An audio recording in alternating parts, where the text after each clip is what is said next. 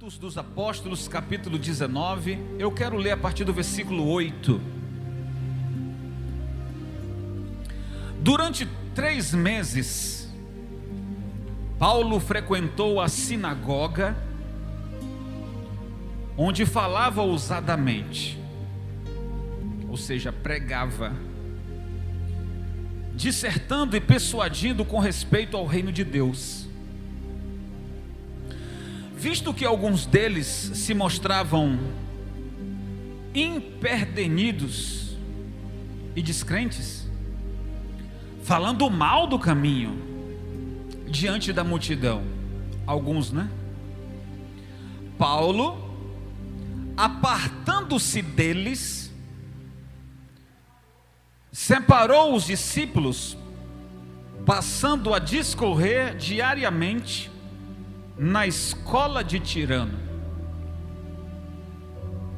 Durou isso por espaço de 2 anos, dando ensejo a que todos os habitantes da Ásia ouvissem a palavra do Senhor, tanto judeus como gregos.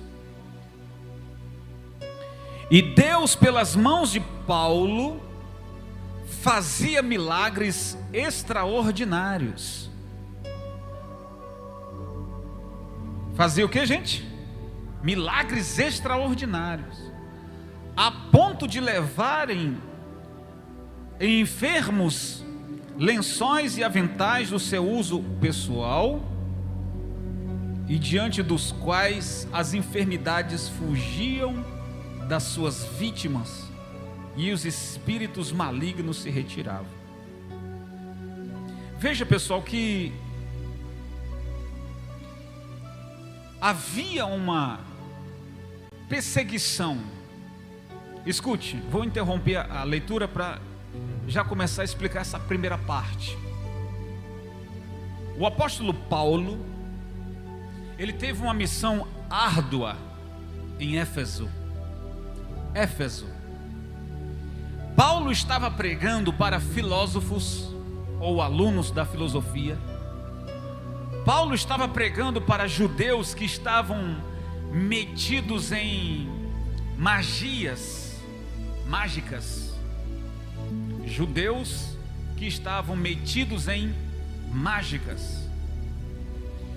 Houve uma perseguição para com Paulo e os crentes que se convertiam, de que Paulo era um mentiroso, de que Paulo estava trazendo uma falsa doutrina ou uma nova doutrina, e eles não poderiam aceitar. Havia alguns que pregavam isso: nós não podemos aceitar o que esse homem está pregando, o que esse homem está falando. Nós temos que bater o pé aqui e dizer que ele é um mentiroso. Houve da parte de alguns, pessoal, querendo contaminar a multidão que seguia Paulo. Paulo pregava, o povo cria, se arrependia, e o que era que acontecia mesmo?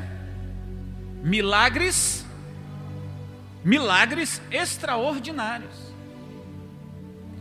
Veja, se Paulo, se fosse olhar assim: estão falando mal de mim, estão me criticando, estão me perseguindo, eu passo na rua, as pessoas cospem no chão. Se Paulo fosse olhar para esse lado, ele deixaria de pregar, ele sairia daquela cidade, iria para outra cidade. Mas o que ele fez? Ele chamou alguns dos seus discípulos, chamou para mais perto. Não está falando do povo, está falando de alguns dos seus discípulos, obreiros, cooperadores, que estavam mais próximos dele. E diz aqui que Paulo orava e dava conselhos a eles todos os dias. Então vamos puxar aqui pelo nosso entendimento. Que conselhos era este que Paulo dava aos seus discípulos? Pessoal, vocês não podem dar ouvido às perseguições. Eu estou pregando a palavra de Deus e muitos estão dizendo que eu estou perturbado, que eu estou endemoniado, que eu estou trazendo uma nova doutrina. E todos vocês sabem que eu estou pregando o evangelho do reino, estou pregando o amor, estou pregando a graça, estou pregando a misericórdia de Deus. Satanás sempre vai ter que usar um ou dois ou mais para que nós nos calemos, deixemos de pregar a verdade. Então diz aqui que Paulo reunia todos os dias com os seus discípulos para darem essas instruções. Eles oravam, a perseguição era grande. Por que hoje Deus está nos trazendo à baila essa palavra aqui? Porque todos nós também sofremos, eu ou você, cada um de nós, sofremos algum tipo de perseguição religiosa, pela placa, pela fé cristã, pelos seus conceitos, pela sua forma de servir a Deus, pela sua honestidade. Tem pessoas que não gostam da sua honestidade, tem pessoas que não gostam da sua fé, tem pessoas que não gostam do seu comprometimento com Deus, e simplesmente pelo fato de não concordarem com você, vão passar a te perseguir, vão passar a se levantar contra você, vão começar a falar falso de você para alguém que te conhece, mentiras, levantar situações, falar coisas que você não falou, falar que você fez coisas que você não fez, ou chamarem simplesmente você de santarrão. Já ouviu essa expressão? Santarrão? Já me chamaram uma vez. Você só quer ser santarrão? Na minha adolescência, eu fiz parte de uma igreja que algumas meninas queriam namorar comigo, e eu dizia não. E aí eu era chamado por alguns de santarrão, porque o filho do pastor namora com uma, com outra, não sei o que, você pode fazer o mesmo? Não, eu tinha só uma. Santarrão. Ouvir isso dentro da igreja é brincadeira, ou seja, uma crítica maliciosa dentro da igreja. Será que ninguém vê assim? Peraí, nós somos servos de Deus, nós servimos a Deus, Deus aprova isso? É assim que vivemos, pessoal. Quem sabe você no seu trabalho, em algum lugar, dentro de casa também. Veja como é que Paulo se comportou diante disso. Paulo falou o seguinte: ó irmãos, enquanto estão nos perseguindo, falando mal do caminho, a expressão falar mal do caminho é que Paulo não tinha uma placa de igreja fulana de tal, não. Então se chamava cristianismo, a igreja de Paulo, a igreja do novo caminho, era assim as expressões. Então muitos falavam que a mensagem que Paulo falava, aquela multidão era mentirosa. Havia muita inveja também, né? Porque Paulo tinha sucesso, porque Deus era com ele. Glória a Deus, gente. E veja, olha para você, Deus é com você. Diga: Deus é comigo. E se estão lançando pedras em você, no mínimo você tem frutos. Se estão lançando pedras em você, se estão perseguindo você, é porque o seu brilho está incomodando alguém. Você está ligado no que eu estou falando? Então continua concentrado, continua na fé. Eu continuo o texto. Aí diz que Deus fazia milagres extraordinários pelas mãos de Paulo, ou seja, as pessoas levavam até a Paulo enfermos, as pessoas levavam lenços e aventais do uso pessoal de Paulo, e com eles tocavam os enfermos e lhe fugiam das suas enfermidades, e os espíritos imundos malignos se retiravam também. Versículo 13: e alguns judeus exorcistas, você está vendo aí? Judeus exorcistas, ambulantes, tentaram invocar o nome do Senhor Jesus sobre possessos, ou seja, pessoas que estavam manifestadas com demônios, dizendo, eles diziam: enconjuro-vos por Jesus, a quem Paulo prega. Os que faziam isso eram 7 filhos de um judeu chamado Seva, sumo sacerdote. Mas o espírito maligno lhes respondeu: conheço a Jesus e sei quem é Paulo, mas vós, quem sois? O demônio dizia. Então ia lá, um colocava a mão ou levantava a mão para o endemoniado. Tinha lá uma pessoa endemoniada, né, querendo quebrar tudo, não sei o quê. E alguém levantava a mão em nome de Jesus, a quem Paulo prega: eu expulso você. Aí o demônio falava o quê? Eu sei quem é Jesus. O demônio dizia: eu sei quem é Paulo, mas você, quem é? Que coisa, hein? Imagina a vergonha que eles passavam, porque achavam que era fácil assim, só falar no nome de Jesus e o demônio obedecer. Sim, em nome de Jesus, os demônios estremecem, porque sabem o poder que ele tem. Mas na boca de muitos, o poder de Jesus não se manifesta. Por conta de quê? Da sua malícia, da sua maldade, ou do seu pecado, ou da sua má intenção. Alguns achavam, porque eram religiosos, e que porque viam o sucesso na vida de Paulo, achavam que eles, por serem religiosos, também iriam conseguir. As pessoas diziam: olha, tinha uma pessoa doente naquela casa, e alguém levou um pedaço do lençol de Paulo, foi só encostar lá no doente e ele foi curado. Aí alguém dizia: ah, isso é mágica. Lembre-se que eles estudavam isso e achavam que Paulo fazia essas coisas como mágico.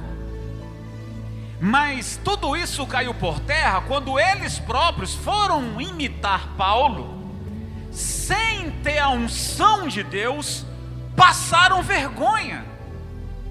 Então veja bem, aquelas pessoas que não têm nada de Deus, criticam você, julgam você, apontam para você, têm inveja daquilo que Deus te deu, vão querer fazer ou ter o que você fez ou o que você tem, vão passar vergonha. Se quiserem ser abençoados, se quiserem ter a unção de Deus, vão ter que se converter em primeiro lugar. Amém, gente? Alguém quer ser cheio do Espírito Santo, para ter poder de Deus, vai ter que se converter primeiro. E diria que isso, se converter, é mudar suas atitudes, é manter-se incontaminado, ou manter-se em comunhão com Cristo. Você vai ter que orar mais, você vai ter que buscar mais a Deus, você vai ter que se manter em comunhão com Deus de verdade, para que a unção e a comunhão de Deus esteja com você. Amém, gente? Porque senão, gente, vai ser uma vergonha. Os demônios olhavam para aqueles homens e diziam: quem são vocês? Eu não conheço vocês. Continuo, versículo 16: e possesso do espírito maligno, saltou sobre eles, subjugando a todos, e de tal modo que prevaleceu contra eles, que desnudos e feridos fugiram daquela casa. Chegou este fato ao conhecimento de todos, assim judeus como gregos, habitantes em Éfeso. Veio temor sobre todos eles, e o Espírito do Senhor Jesus, e o nome do Senhor Jesus era engrandecido. Muitos dos que creram vieram confessando e denunciando publicamente as suas próprias obras. Também muitos dos que haviam praticado, escute isso, muitos os que haviam praticado artes mágicas, reunindo seus livros, o que eles fizeram? Eles queimaram os livros. Que livro? Os livros de mágica. Eles queimaram diante de todos. Calculados seus preços, achou-se que montavam a 50.000 denários. Assim a palavra do Senhor crescia e prevalecia poderosamente. Glória a Deus, pessoal. O que nós vamos tirar de vantagem para nós nessa palavra? É que se estamos sendo perseguidos ou apedrejados, é porque estamos no caminho certo. Amém, gente? Se estamos incomodando a Satanás, é porque estamos fazendo a coisa certa. Satanás, ele quer nos fazer parar. E aí é onde você vai ver o resultado de uma pessoa que realmente se firmou na fé, mesmo sendo apedrejado, mesmo sendo caluniado, continua sendo fiel, não se desvia do propósito. E aí o que vai acontecer? Deus vai te honrar mais ainda. Eu concluo dizendo que aquilo que era para ser a derrota dos cristãos em Éfeso, aquilo que era para ser o calar da boca de Paulo, foi ajudar. Aquela perseguição foi um trampolim para que o evangelho de Jesus, na vida de Paulo, a igreja ou o ministério de Paulo, aquela perseguição foi um trampolim para que ele crescesse mais ainda. Diga glória a Deus. A sua perseguição, ou a perseguição que elaboraram contra você, será o trampolim da sua vitória também. Glória a Deus, pessoal. Quando acham que vão parar você, quando pensam que vão calar você, e aí você continua firme, mesmo apanhando, porque não era fácil Paulo ouvir das pessoas dizendo: você é um falso, cuspiu no chão. Paulo, ele era considerado por muitos, foi chamado para pregar na escola de tirano da época. Se formos colocar aqui em termos, era como se Paulo fosse dar palestra aqui na UFC. Era como se Paulo fosse dar palestras numa faculdade, e diante de vários estudiosos, ele estaria ali pregando a palavra e ensinando a palavra de Deus para todos os que eram sábios e para todos que estavam na escola aprendendo. Ali tinha gregos, ali tinha judeus. E olha onde Deus levou Paulo. Deus levou Paulo para pregar para as massas, mas também levou Paulo para pregar para os gentios.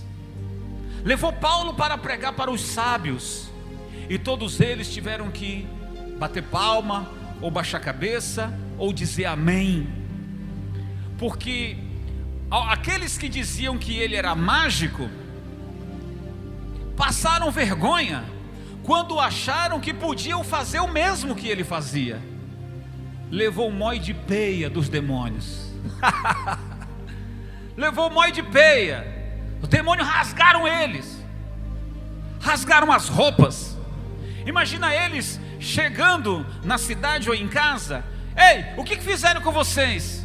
E eles, envergonhados, tinham que dizer: olha, nós fomos expulsar um demônio ali, levamos um mói de peia. O que aconteceu, rapaz? Nós falamos em nome de Jesus, a quem Paulo prega: sai dele agora. E o demônio partiu para cima da gente e quebrou. Que vergonha, hein? E aí o que Deus fez, pessoal? Deus fez com que Paulo fosse mais conhecido, ou seja, a palavra que ele pregava fosse mais conhecido. Então, para terminar, eu quero levar você lá em 2 Timóteo, capítulo 1. Vai lá agora, porque Paulo agora, ele vai se despedir de Éfeso, E ele vai dar um conselho a Timóteo, que por acaso estudou na escola de Tirano também. Eu disse 1 Timóteo, 2 Timóteo capítulo 1, versículos 6 em diante. Segunda epístola de Paulo a Timóteo, capítulo 1, versículo 6. Posso ler? Veja o que Paulo está dizendo para Timóteo. Por essa razão, pois te admoesto que reavives o dom de Deus que há em ti, por imposição das minhas mãos. Porque Deus não nos tem dado espírito de covardia, mas de poder, de amor e de moderação. Qual é o espírito que Deus tem dado a você? Aqui, ó. Ele tem dado a você não espírito de covardia, mas de valentia, de poder, de amor e de moderação. Isso aqui é suficiente para você ser um vencedor. Amém, gente? Isso aqui, ó, a valentia, a coragem, o poder de Deus, o amor de Deus, isso é suficiente para que você tenha sucesso no seu trabalho, para que você tenha sucesso na sua casa, para que você tenha sucesso na vida. Veja Paulo dando conselhos a Timóteo, dizendo: olha, eu vou ter que partir. Aí ele estava assim: não, mas está tão bom você estar aqui conosco, temos aprendido muito com você, Paulo, e agora você vai ter que se retirar. Ele ia se retirar porque ele ia fazer a obra em outro lugar, ele teria uma outra missão. Então, ele chama, o Timóteo diz: você vai ficar aqui, e você vai ter que ter essa fé, essa coragem, você vai se valer pela unção que a ti foi dada, na imposição das mãos, quando fiz sobre você. O Espírito do Senhor está sobre você. Então seja forte, reaviva o dom que Deus te deu. Você vai pregar com ousadia também. Paulo está querendo dizer o seguinte: assim como Deus me usou, Ele vai usar você agora na minha partida. Continua o texto, versículo 8: não te envergonhes, portanto, do testemunho de nosso Senhor, nem do seu encarceramento, que sou eu. Pelo contrário, participa comigo dos sofrimentos a favor do Evangelho, segundo o poder de Deus. Você está vendo as expressões aí, gente? Ele está dizendo: olha, não tenha vergonha do testemunho do Senhor, e o meu testemunho também, porque Jesus foi assassinado, não é? Julgado injustamente, condenado, morto, crucificado.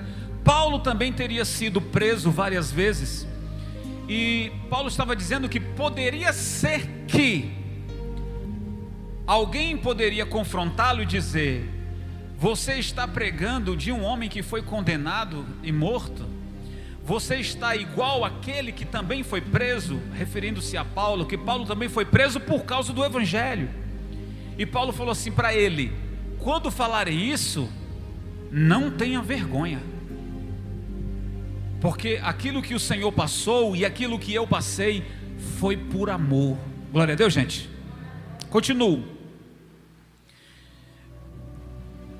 Segundo o poder de Deus, que nos salvou e nos chamou com santa vocação, não segundo as nossas obras. Ele nos chamou não segundo as obras, mas conforme a sua própria determinação e graça, que nos foi dada em Cristo Jesus antes dos tempos eternos, e manifestada agora pelo aparecimento do nosso Senhor Jesus Cristo, o qual não só destruiu a morte, como trouxe à luz a vida, e a imortalidade mediante o Evangelho, para o qual eu fui designado pregador, apóstolo e mestre ou professor, e por isso estou sofrendo essas coisas. Todavia, não me envergonho, porque sei em quem tenho crido, e estou certo de que Ele é poderoso para guardar o meu depósito até aquele dia. Mantenho o padrão das sãs palavras que de mim ouviste com fé e com amor que está em Cristo Jesus. Guarda o bom depósito mediante o Espírito Santo que habita em nós. Continuo.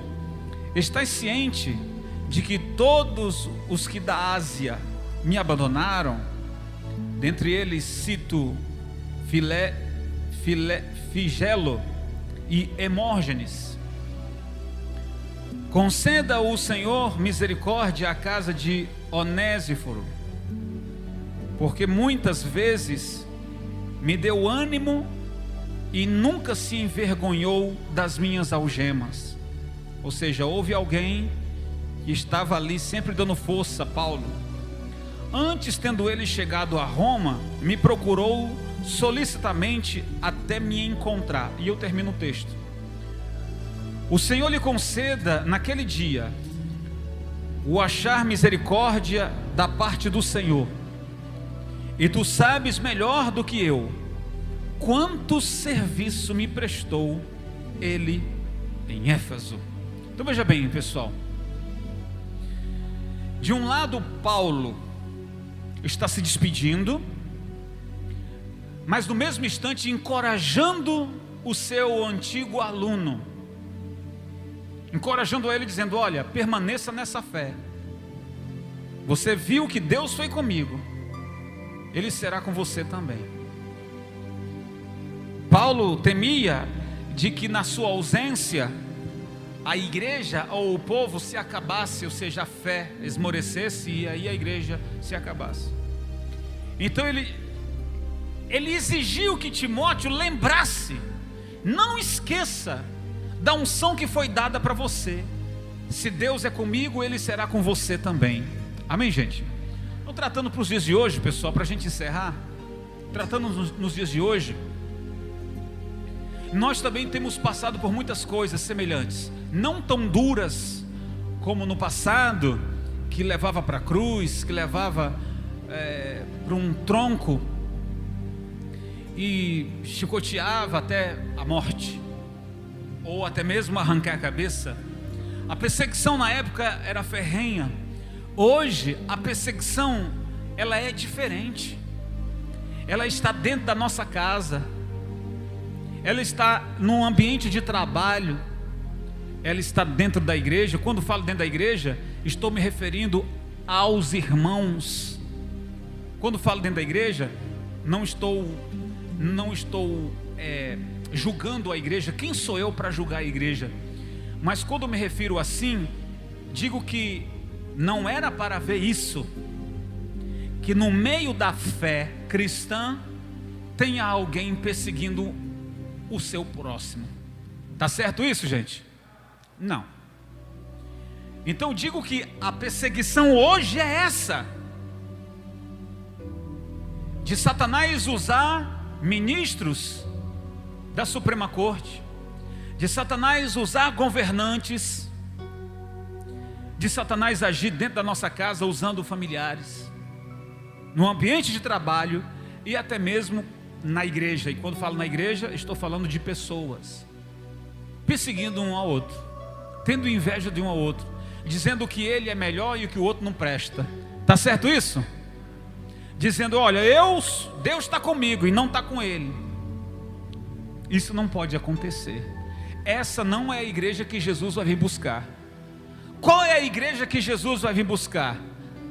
Aqui começamos a ler no texto, no primeiro texto que lemos hoje, que nós devemos continuar firmes na presença do Senhor, em santidade, em compromisso, amando a Deus acima de todas as coisas, se santificando a cada dia, amando o próximo como a si mesmo. Essa é a igreja que Jesus vai buscar, um povo comprometido com a verdade, um povo que sofreu embates, perseguição, injúria, infâmia, mas como Paulo nos ensinou dizendo: olha, o Senhor me deu sucesso em tudo que fiz, e brevemente os nossos algozes, seus rostos vão ficar estupefatos diante daquilo que Deus vai fazer na nossa vida.